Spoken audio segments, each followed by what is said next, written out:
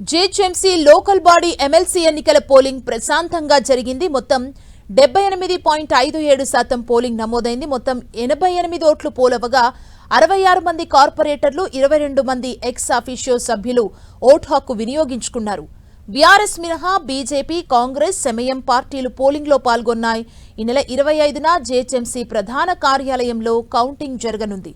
Hyderabad local body MLC ఎన్నికలతో BRS, Congress నాటకాలు ప్రజలకు అర్థమయ్యాయన్నారు బీజేపీ ఎమ్మెల్సీ అభ్యర్థి గౌతమ్ రావు. ఈ ఎన్నికల్లో బీజేపీ, ఎంఐఎం మాత్రమే పోటీలో ఉన్నాయని చెప్పారు.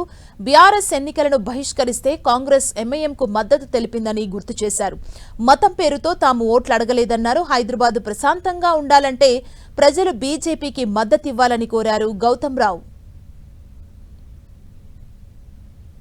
ఈ యొక్క ఎన్నికలలో భారతీయ జనతా పార్టీ, ఎంఐఎం పోటీలో ఉండడం జరిగింది. ఈ పోటీ సందర్భంగా హైదరాబాద్ ప్రజలకు, తెలంగాణ ప్రజలకు కాంగ్రెస్, బీఆర్ఎస్ యొక్క నాటకాలు అర్థమైనాయి. కాంగ్రెస్ పార్టీ ఎన్నికల్లో పాల్గొన్నప్పటికీ ఎంఐఎంను సమర్థించు ముందుకొచ్చింది. బీఆర్ఎస్ పార్టీ ఎన్నికలను బహిష్కరించి ఇండైరెక్ట్గా ఎంఐఎంకు సపోర్ట్ చేసింది. ఎంఐఎం, బీఆర్ఎస్, కాంగ్రెస్ పార్టీ ఈ మూడు కూడా ఒకే తాను గుడ్డలుగా ఈరోజు ప్రజలకు అర్థమైంది.